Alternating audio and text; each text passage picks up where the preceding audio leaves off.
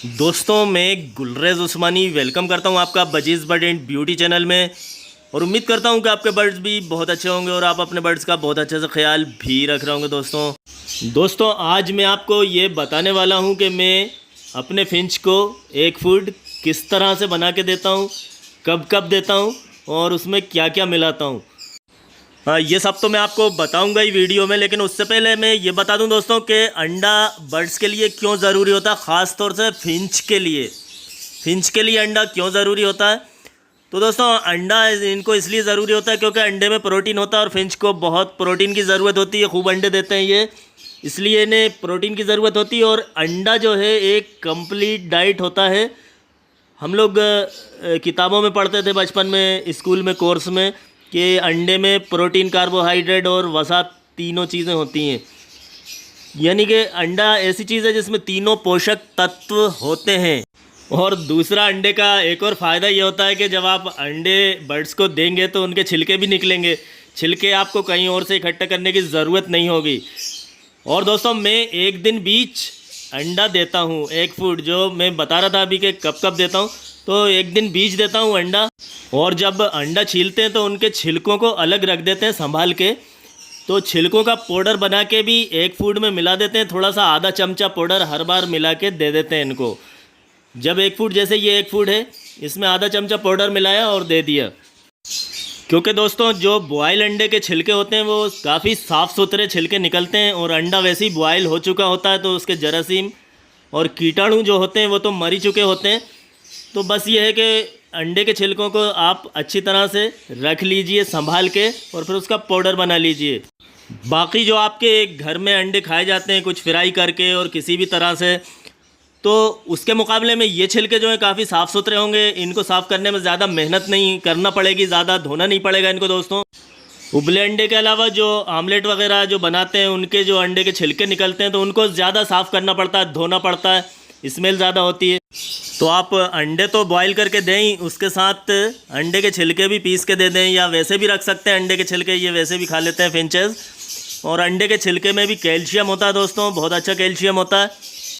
और दोस्तों फिंच के लिए 3 चीज़ें बहुत ज़्यादा ज़रूरी होती हैं। एक तो नेस्टिंग, जो आप नेस्टिंग मटेरियल देते हैं वो फिंच को देना ज़रूरी है। दूसरा समंदर झाग देना बहुत ज़रूरी है फिंच को।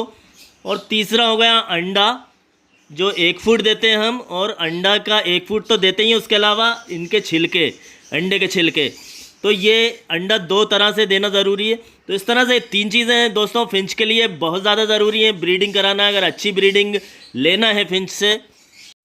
और नेस्टिंग मटेरियल का आप सोचेंगे कि ये तो कोई ख़ास बात नहीं है, नेस्टिंग तो देते हैं नेस्टिंग, लेकिन नेस्टिंग देने का एक तरीक़ा सही होना चाहिए। सही ये कि आपको आधे से ज़्यादा नेस्टिंग खुद ही करना है मटकियों में। जब आप ब्रीड करा रहे हैं तो सबसे पहले जब शुरू करते हैं, आप मटकियाँ लगाते हैं, तो मटकियों में नेस्टिंग पूरी कर देना चाहिए, आधी से ज़्यादा या पूरी ही कर दीजिए नेस्टिंग। और अब बर्ड्स क्या करेंगे, बर्ड्स को कितनी नेस्टिंग करेंगे, तो दोस्तों थोड़ा सा पटक दें, वैसे ही फॉर्मेलिटी के लिए नेस्टिंग मटेरियल जो है आप पिंजरे के फर्श पे पटक दीजिए, तो वो खुद भी थोड़ी सी कर लेंगे। बाकी आपको ही करना है, सब नेस्टिंग पूरी कर दीजिए तो बहुत अच्छा होता है। और अब देखिए दोस्तों कि मैं एक फूड किस तरह से देता हूँ, कैसे एक फूड बनाता हूँ, और आजकल मैं जो फिंच को एक फूड दे रहा हूँ वो किस तरह से दे रहा हूँ। दोस्तों ये जो आप ब्रेड का पैकेट देख रहे हैं, ये 10 रुपये का ब्रेड का पैकेट है, 10 रुपये का आता है। और एक अंडा ले लीजिए, अंडे को आप छीलिए ऐसी के उसके ऊपर एक और परत जैसी जो अंडे के छिलके के साथ होती है, एक बारीक सी झिल्ली होती है, उसको भी निकाल लीजिए साथ में और छिलके को अलग कर लीजिए।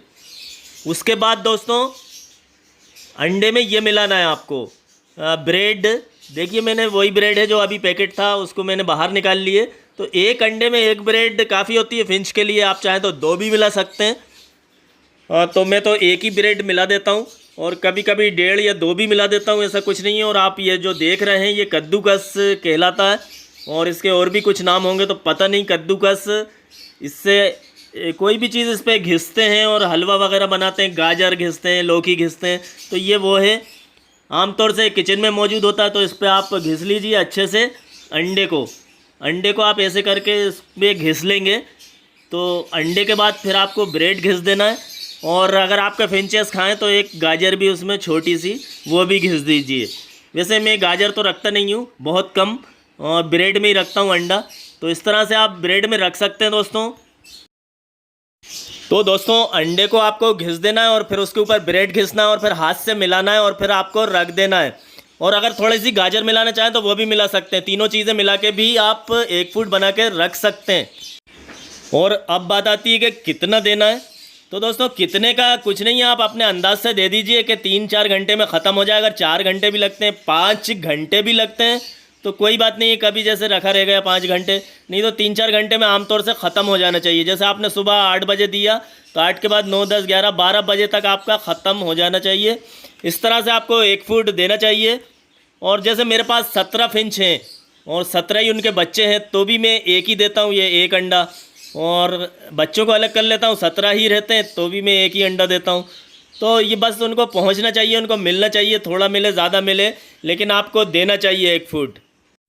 और दोस्तों कहते हैं कि लंबे टाइम रखा रहता है तो नुकसान देता है, लेकिन मेरे साथ कभी ऐसा हुआ नहीं। कभी कभी 5-5 घंटे रखा रहता है और देर भी रखा रहता है, तो ऐसा कोई नुकसान हुआ नहीं अभी तक।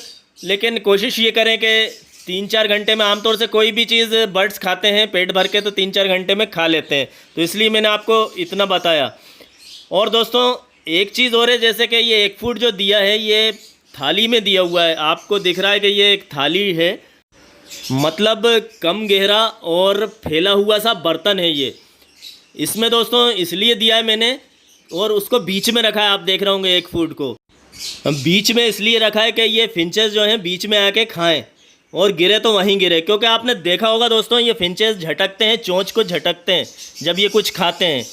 तो जब छोटा बर्तन होगा और ये चोंच झटकेंगे तो कुछ तो बाहर ही गिर जाएगा, और इसमें तो गिरने का सवाल ही नहीं उठता। तो इसमें पता चल जाएगा कि सब खा लिया है आपके फिंच ने, उसमें पता नहीं चल पाएगा कि कितना खाया था और कितना गिराया था।